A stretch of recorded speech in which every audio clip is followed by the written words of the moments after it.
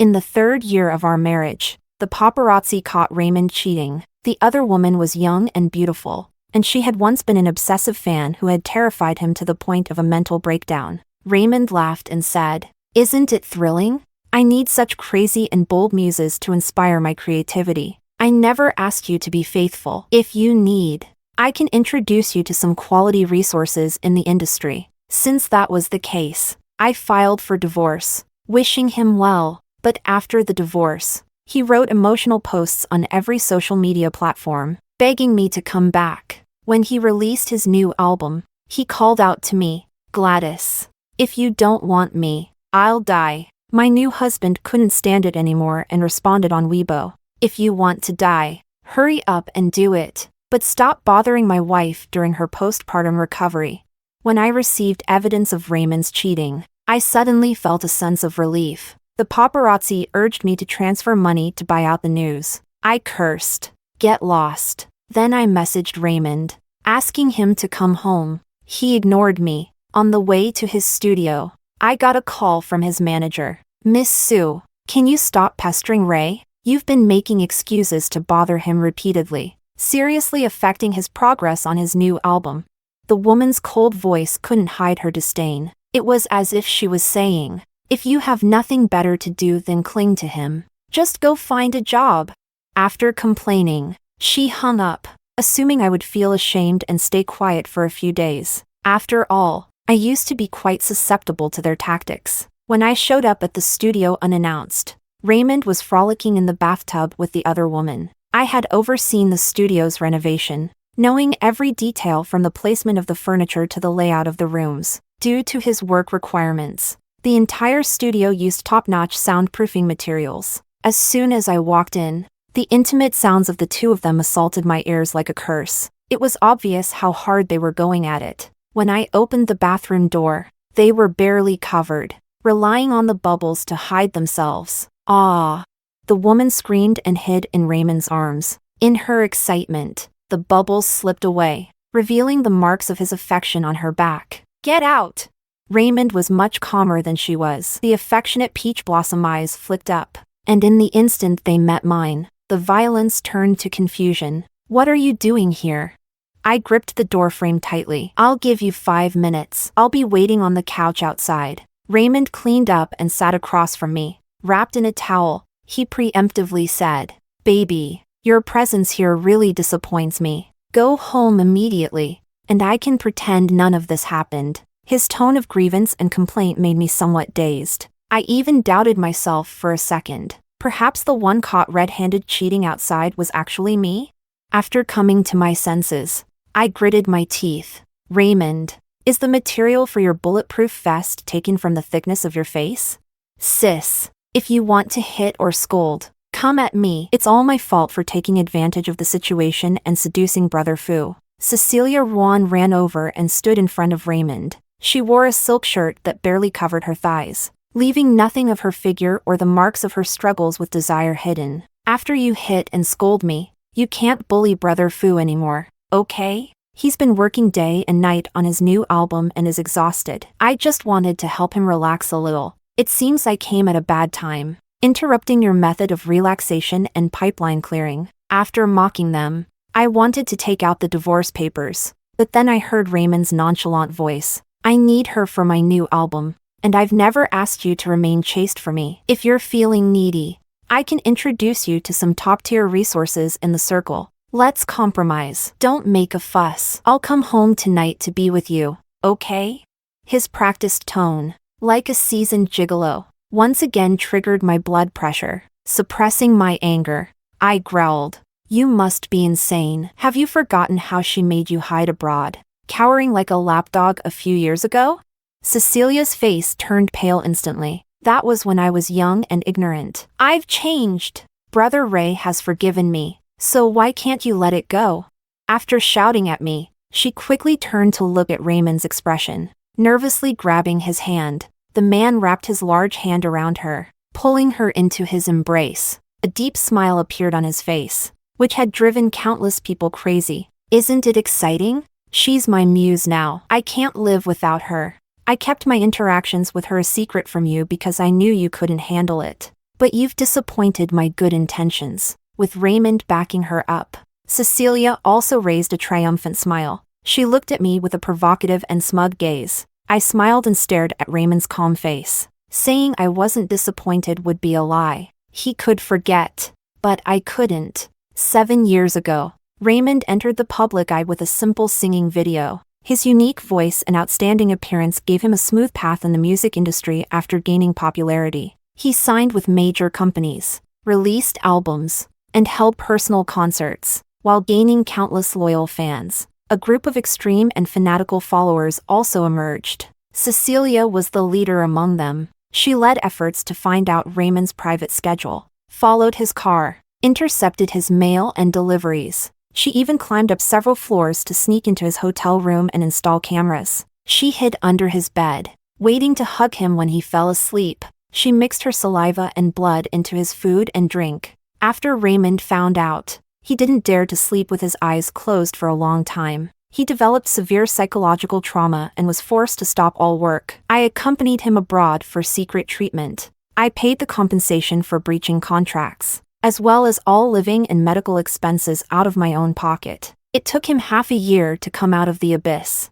Now he willingly jumps back in, seeking so-called excitement. Raymond, let's get a divorce. From now on, you won't have to live this humiliating life anymore. You are not calm right now, and I won't take such angry words seriously. Go home and wait for me. Raymond scolded coldly, hugging Cecilia as he slammed the door and left. I stared at the door for a long time, so long that my phone kept ringing before I looked down. Big teardrops fell on the back of my hand, burning me as I wiped them away on my clothes with force. I stopped this self-destructive behavior only when I rubbed my skin raw. Raymond and Cecilia were photographed by paparazzi as soon as they stepped out. The studio's mailbox, which I managed, was flooded with blackmail messages. I ignored them all. The paparazzi then sent the photos to Raymond's rivals. There were so many who disliked him. Both people and ghosts alike wanted to take a shot at him. The news of his cheating went straight to the top of the trending list. My inbox was flooded with private messages from Raymond's fans. Amid countless insults and curses, I picked a few familiar loyal fans to reply to. Fan message: what is the studio doing? How can you not clarify all this filth being thrown at my brother? Stupid studio. A bunch of useless trash. My reply: how can you clarify when it's true? Fan message: everyone knows my brother is a pure love warrior. He wasn't even angry when Gladys forced him to marry. Now these accounts are spreading rumors about him playing around. Where is your studio? My reply: it's true. No need for rumors. Fan message: a bunch of dirty words. My reply: your curses bounce back to you. When Raymond's career was just starting, his fans didn't harbor such malice towards me. Until, at his birthday party, a fan asked when we would get married. He paused for a moment, then gave a bitter smile and said soon. The complex expression and subtle answer left them with endless room for imagination. Many rumors emerged, saying I was forcing him to marry me out of gratitude, preventing Raymond from interacting with other women, and causing him to miss many opportunities. Young fans with limited ability to distinguish right from wrong believed these rumors. All the fans felt sorry for Raymond and were more willing to spend money on him, vote for him, and support him more strongly. Rumors spread, and truth or falsity no longer seemed to matter. Raymond once considered clarifying, but his manager said, a little fan abuse can strengthen fan loyalty. Isn't Miss Sue deeply devoted to you? Enduring some online curses won't hurt. He hesitated, struggled, and finally shook his head at me with difficulty, acquiescing to the studio's deliberate marketing. In the end, he successfully deceived himself, unable to distinguish reality from lies. I was heartbroken for a long time, but after his nationwide tour, he proposed to me, a grand proposal ceremony, a dazzling pigeon egg diamond ring, and him, like a prince. Everything felt like a dream. I once thought his efforts were out of love. Later I realized, it was just to silence others. But at that time, I was so excited I couldn't sleep. I boasted to my unsupportive elders at home, telling skeptical friends that I had found true love. But late at night, I heard him complaining in a voice message to someone, do I dare not marry her? She's the little princess of a powerful family in Beijing. Her family would tear me apart. My image as a devoted husband would collapse. And how many fans would I lose? At worst, we can each play our own game after marriage. Her parents do the same, don't they? I believe she can understand. His lowered voice was cold and mocking. He wasn't even facing away from me while talking. His breath, while speaking, sprayed on my neck. The whole bed was warm, yet I was shivering with cold. Baby, what's wrong? Raymond hugged me nervously, soothing me in his charming voice. Before doing all this, he didn't forget to turn off his phone screen. I had a high fever that lasted several days. Coming and going, Raymond canceled all his work to take care of me. He was so attentive that the nurses and caregivers teased me about finding a good partner. I looked at Raymond, exhausted and lightly sleeping beside my hospital bed, and said nothing. His sincerity wasn't fake, but sincerity changes in an instant. No matter how strong Raymond Studios' PR capabilities were, they couldn't withstand the power of half the entertainment industry jumping in to muddy the waters. His manager first showed weakness, asking me to come forward and clarify, saying they were just friends. If I posted a group photo, this matter would be resolved. Raymond is a singer. He rarely participates in reality shows that expose his true nature, nor does he act in dramas. The public naturally has a kind of broad tolerance for well-packaged singers. I sneered. What kind of friends wrap themselves in towels, wear sheer shirts, and hug each other in the car? If it weren't for discovering the paparazzi, would they have put on a car sex show? But if you want me to clarify, there's a way. Notify Raymond that we'll get our divorce certificate at the Civil Affairs Bureau at 9 tomorrow morning. I don't know how she conveyed the message. The next day, I really saw Raymond at the entrance of the Civil Affairs Bureau, someone I hadn't seen for a long time, along with a huge filming team behind him. Raymond wore sunglasses, but they couldn't hide his haggardness. He spoke in a very disdainful tone. Are you sure you won't give in? This is the live divorce team arranged by Sister Lou. Once it starts, the whole internet will know we've split. If you want to regret it, it'll be too late. The filming team cooperatively aimed their cameras at me. It was as if he could make me lose everything with just a word. Raymond, Gladys, stop being pretentious. I'm giving you one last chance. Apologize to me, and I can let bygones be bygones. The divorce cooling-off period is 1 month. Raymond and I have no children, so the property division was easy. The problem is Raymond's non-cooperation. Miss Sue, it's almost 11. Maybe I should come back when Mr. Wu is available.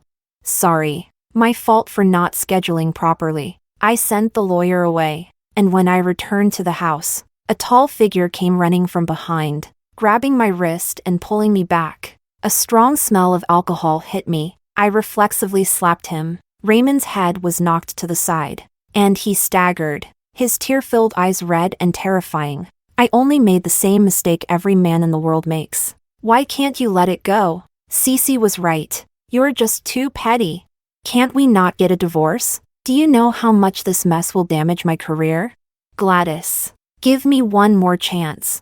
I promise. He got more agitated as he spoke, reaching out to grab me. Raymond, let it go. We're not suitable for each other. Together for 10 years. And you say we're not suitable? Raymond raised his voice. Then who are you suitable with? I won't interfere with you being together. I'll even help you hide the affair. Isn't that enough?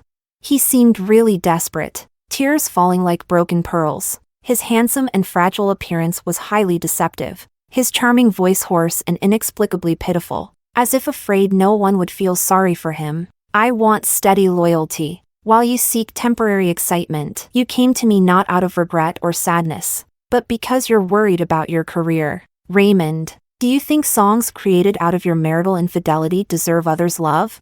The man froze in place, his hands suspended in midair, emotions swirling in his bloodshot eyes. He was angry. After sharing a bed for years, no matter how calm he pretended to be, I could see through him at a glance. Cooperate in finalizing the divorce, and I won't interfere with your career. I don't know which sensitive nerve I touched. Raymond suddenly yelled. You've been waiting for this day for a long time, haven't you? You never wanted to be with me, Gladys. I won't agree to the divorce. Don't think you can destroy me and enjoy your life alone. The bodyguards who rushed over drove the frantic Raymond away. I frowned and returned to the house, seeing my father sitting on the living room sofa. At over 50 years old, he was well-maintained, lean, and elegant, making people forget how decisive and ruthless he was in the business world. If you need help, just say so. Don't get hurt over unnecessary people. The bodyguards just now were called by him. I remained silent. He sighed and turned to go upstairs. Dad. Thank you, I said with difficulty. I'm sorry I didn't listen to you back then. Admitting my failure was a very humiliating thing for me, but Raymond's actions forced me to expose my wounds and complain to others. When I first publicly got together with Raymond, my entire family opposed it. At that time, he had just signed with a company and immediately encountered a plagiarism scandal, causing a huge uproar and owing a hefty compensation for breach of contract. I used my family's connections to help him get justice,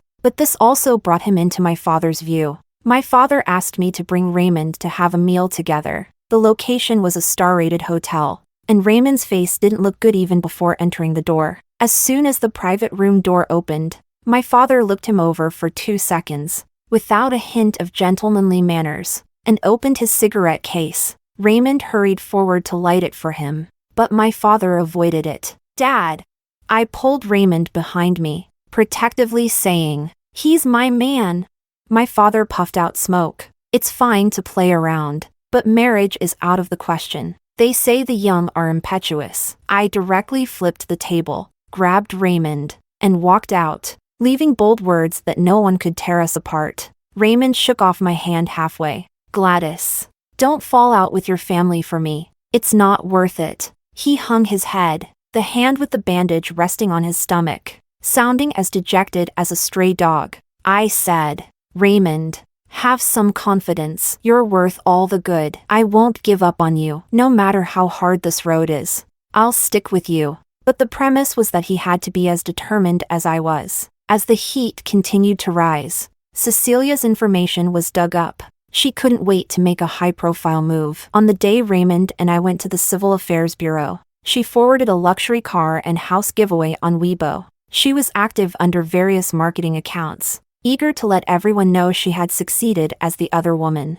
Fans who firmly believed in Raymond's innocence either fell silent or rushed to her private messages to insult her. Cecilia took the opportunity to send legal notices to several of Raymond's old fans. She grasped the unprecedented heat perfectly. She even took the time to post vacation photos on her social media, with suggestive captions, leading people to find traces of Raymond in them. Just one glance and I knew the photos were from last year. Last year, Raymond was filming an on-location MV abroad, and the background in the video calls with me was identical to her pictures. When he was whining about how tired he was and saying it was fortunate I didn't come to suffer. Was he just getting out of Cecilia's bed? Were the souvenirs he brought back chosen together with Cecilia? When did they start hooking up? Was it when he told me he had hit a creative bottleneck and needed to retreat? Or when he said we should take a break while he traveled around the world? I dared not think further. My stomach spasmed, and I retched over the toilet. Are you pregnant? My father stood at the bathroom door, his tone serious. No, just purely nauseated. He sighed in relief. Even if you were, it's fine. I can still afford to feed one more mouth. I laughed through my tears, wanting to shake my head but inexplicably collapsing on the floor and crying. Raymond and I would never have children. He said he wanted to be child-free, not letting anyone interfere with our relationship. For double assurance, he suggested we both undergo surgery. As soon as he said it, he shook his head with a smile. This surgery is too harmful for women. I'll do it alone. But when I came out of the surgery room, he didn't show up. When he saw the surgery form, a look of bewildered surprise flashed in his eyes. Maybe he didn't expect me to be such a stubborn and serious person. Sorry, baby. I've been really busy lately. I'll definitely go through with it after this period. You've worked hard. Under pressure from various sources, I finally managed to get the divorce certificate a month later. Raymond, red-eyed and stubborn, said, Gladys, you will regret this. You'll never find another man willing to give his life for you like I did. I sneered. None of your business. After blocking all of Raymond's contact details, he switched to several different numbers to harass me. Eventually, things quieted down a lot. I heard Cecilia was pregnant. He didn't care about the immense pressure on his studio. He directly announced his relationship with Cecilia on his personal account, along with a glaringly obvious pregnancy test. The comments were filled with countless aggressive remarks. Raymond seemed to have completely lost it, personally responding to and arguing with fans who insulted Cecilia. His blatant partiality completely ignited the fans' anger, and they began to boycott him collectively. Meanwhile, I set out to fulfill the dreams I had previously neglected, traveling across the country with my camera. I took abundant photos of landscapes and portraits, and even reopened an account I hadn't touched in a long time to share my photography work. The account didn't have much traffic initially, and it took a long time for posts to start getting noticed. Old fans recognized me. "Grandma, the blogger you followed has started updating again." I never thought I'd see new updates from Gladys in this lifetime. I remember Gladys was Raymond's diehard fan, right? She got famous photographing Raymond. So what do you think now that your idol has fallen? Upstairs. Your memory is mixed up. Gladys was photographing first, and then people got to know Raymond. Doesn't everyone know Raymond rose to fame by feeding off our Gladys? I scrolled through the comments, feeling surprisingly calm. The first time I met Raymond was at a cultural performance. A clean-cut boy in a white shirt and black trousers playing guitar and singing love songs. The spotlight solely on him, creating an unbeatable atmosphere. He looked good, but I had photographed many handsome men and beautiful women in school, so I didn't feel particularly drawn to him. Until one night, when I was being followed, he rushed out to confront the assailant. By the time I called the police, he was lying on the ground, stabbed multiple times and barely breathing. The doctor said his hand would never do delicate work again. He gave up the guitar and chose to compose and sing his own songs. The band he joined performed at an underground bar. When I went, the place was buzzing, the rock music making everyone's blood boil, with countless young men and women shouting the band's name excitedly. In the end, though, they sang a gentle, melodious love song. 6 months later, I returned to Beijing, but it wasn't the family driver who picked me up. It was a young, handsome man, tall, long-legged, broad-shouldered, and narrow-waisted, with a steady, gentle gaze and a gentlemanly manner of speaking. It was obvious he was sent by my father for a matchmaking session. If it had been before, I might have chatted with him a bit. After experiencing Raymond, I had a defensive and aggressive stance towards men, but on this trip, we didn't talk much, and it wasn't awkward. What do you think of him? As soon as my father came home that night, he eagerly asked about the situation. I frowned and waved my hand. "I'm not taking on students." He glared at me angrily. "If you can't see someone like him, why were you so obsessed with that kind of person before?" I didn't know how to respond, so I chose to go back to my room to catch up on sleep. Half asleep, the phone ringing woke me up. When I answered, it was Raymond's voice. "Baby, you're back, right?" I've reflected a lot over the past 6 months and really know I was wrong. I don't need that kind of instant, useless excitement. I really can't live without you. His voice was hoarse, and I could hear suppressed sobbing. The whole atmosphere damp and sticky, like unpleasant weather. It made me feel repulsed. I slowly sat up. 6 months ago, hearing his voice would have made me nauseous. So much so that I couldn't stay in Beijing. Now I could ask very coldly and indifferently, "Mr. Wu, did you think I was planning to start a photography studio and wanted me to film your second divorce?" The line went silent for a moment. "Baby, I'm downstairs at your place." As his voice fell, my window was illuminated by a strong light, and through the thick curtains, I could only see a white glow. I instinctively hung up the phone and added his number to the blacklist. Why did he think anyone would wait for him forever?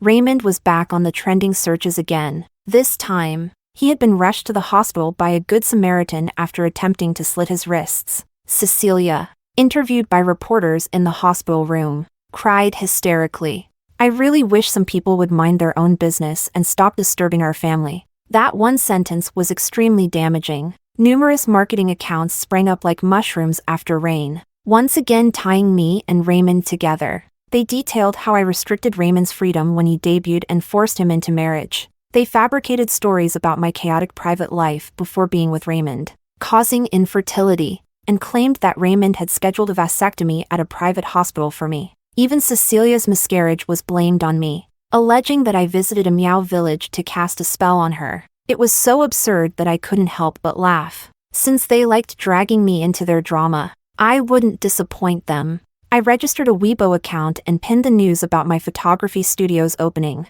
Most of Raymond's die-hard fans had left. Those remaining had limited fighting power. I deleted a few comments trying to stir up trouble, and the frustrated trolls flooded my private messages with insults. I set my account to only allow comments from followers of over 7 days, leading to a surge in reposts. Soon, the studio received a large order. I took the team there, only to find it was someone I knew. The elite man introduced by my father, Brandon Tong, wanted to take promotional photos for his company. The work was easy and simple, and afterward, he treated the entire team to a meal. With the drinks flowing, some people started to relax, and the atmosphere in the private room became lively. Midway through the meal, the door to the private room opened. A familiar, brisk female voice rang out. I didn't expect it to be President Tong. It's an honor to meet you all. The feigned enthusiastic greeting suddenly stopped, and as the atmosphere became tense,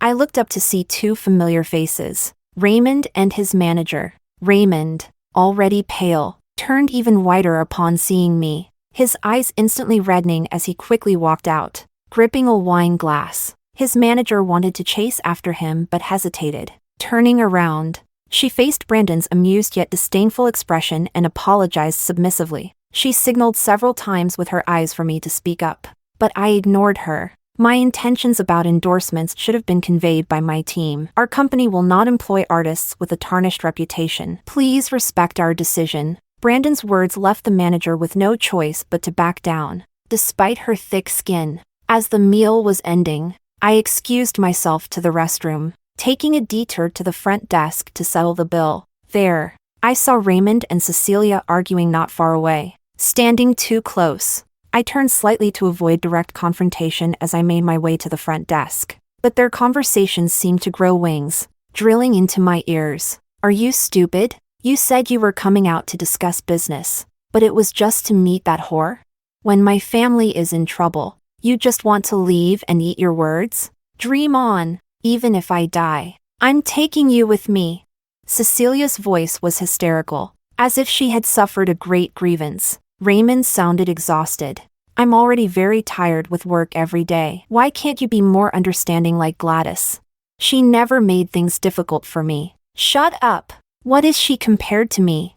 The two started fighting in the lobby, and even several bodyguards couldn't stop them. I kept my back to the lobby, intending to leave when I saw Brandon approaching. A look of surprise crossed his eyes. I said I would treat. So why are you? Gladys, did you come out specifically to see me?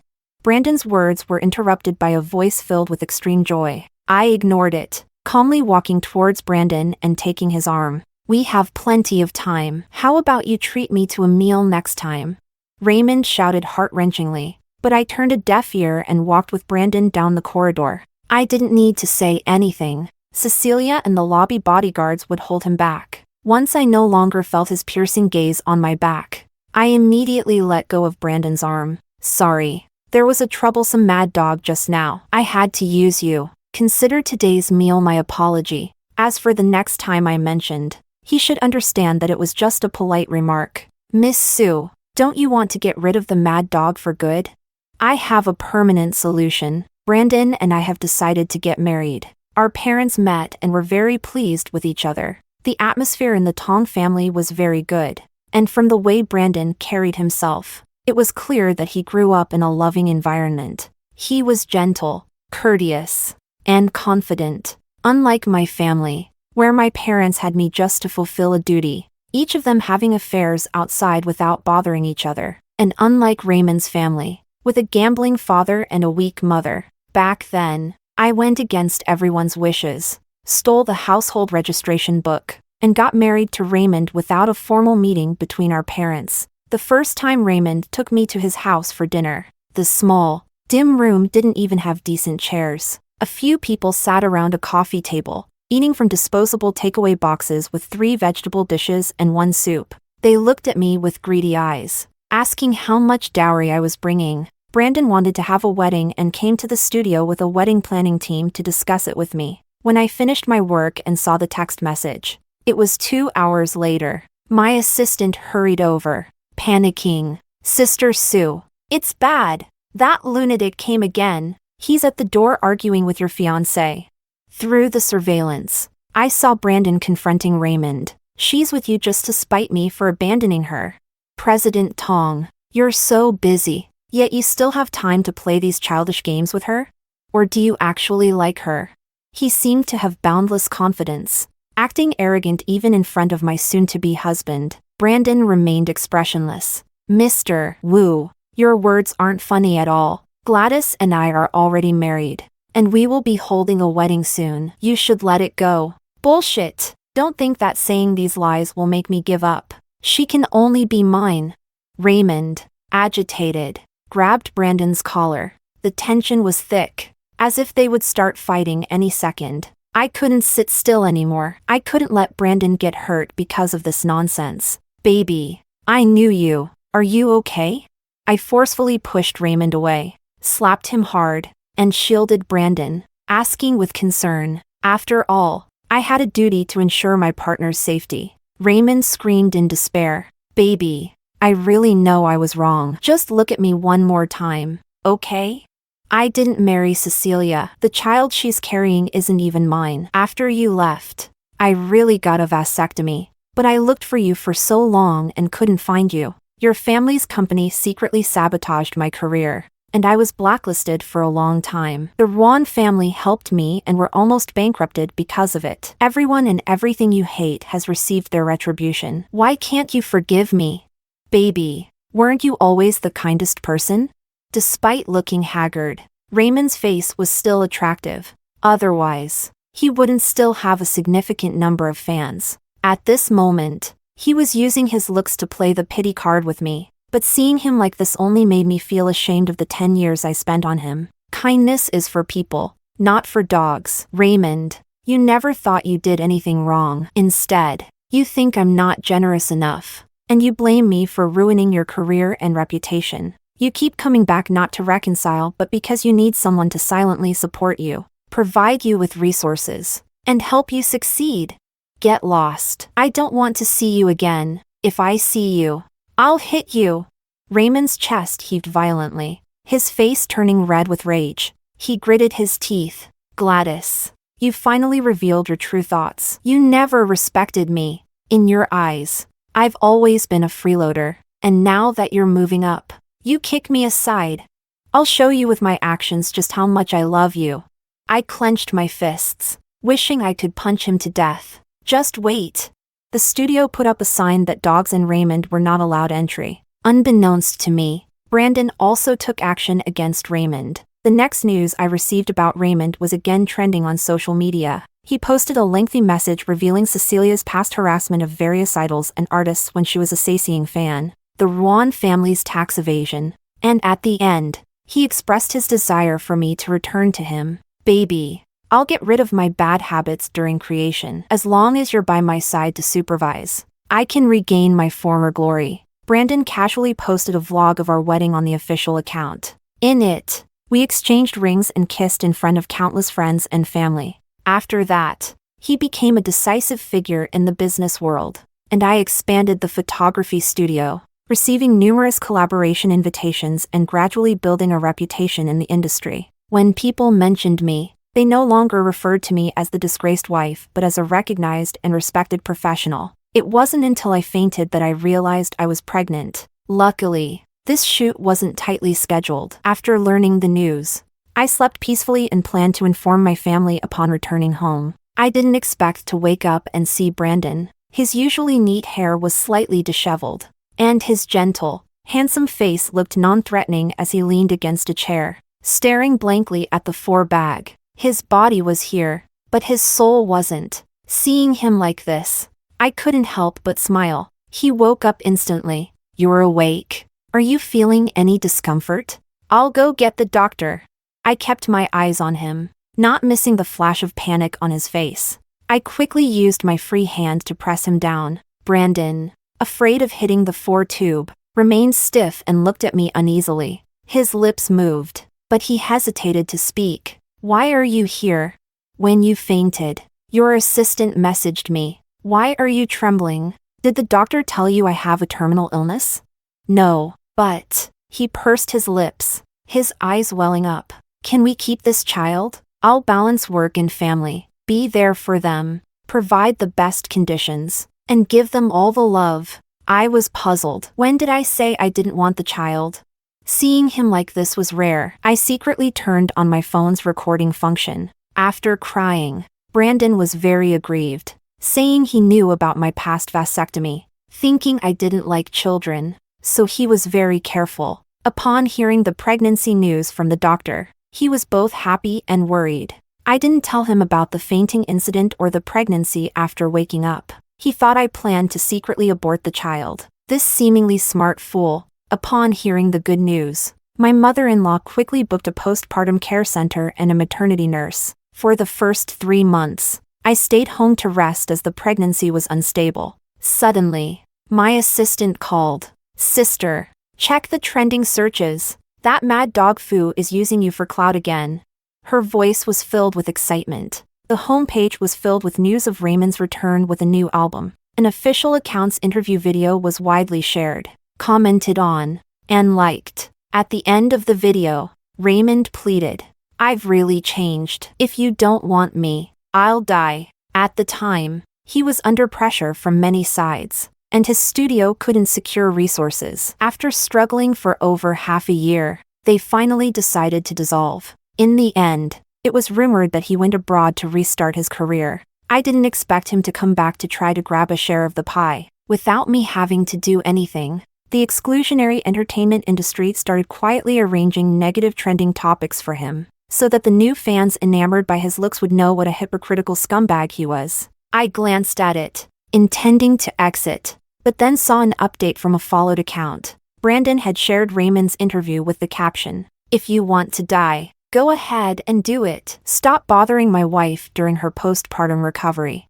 Side story, Raymond. Retracing my steps to debut, I realized how much Gladys had helped me back then. Rejection and suppression flooded me like a tide. There were so many talented and good singers. I was just another grain of rice, bland and unnoticed. I spent all my savings just to produce a decent album. I even borrowed a large sum from my former manager to cover the costs of promoting it back home. She now works in a bar, earning quite a lot each day. She suggested I join her, saying with my looks, I'd be popular among wealthy women in the clubs. I refused and scolded her harshly. My intention was to spark her determination, but she threatened to sue me for extortion. She couldn't see my potential. She didn't know I would rise to the top again, and I would use sacks of money to hit her face. But the path back home seemed harder. I had offended too many people. Too many invisible forces muddied the waters. No matter how I promoted, my album wouldn't sell. Meanwhile, Brandon's company grew more successful, and Gladys even gave birth to twins. Those despicable people. To take revenge, I got involved with a female executive from Brandon's company. I tricked her into stealing company secrets, planning to flee with the money, but ran into a crazed Cecilia on the way. She chopped off my hands and feet. Blood sprayed on both of us, and the excruciating pain made me pass out. In my final moments of consciousness, I suddenly remembered the first time I interacted with Gladys. I had spread rumors in school that she was desperately chasing me. Her crazed pursuer sent people to harm her. I happened to witness the attackers. Initially, I wanted to run, but seeing her dressed in designer clothes, I chose to rush in and save her. At the time, I thought, luckily, it was my right hand that got injured since I was left-handed.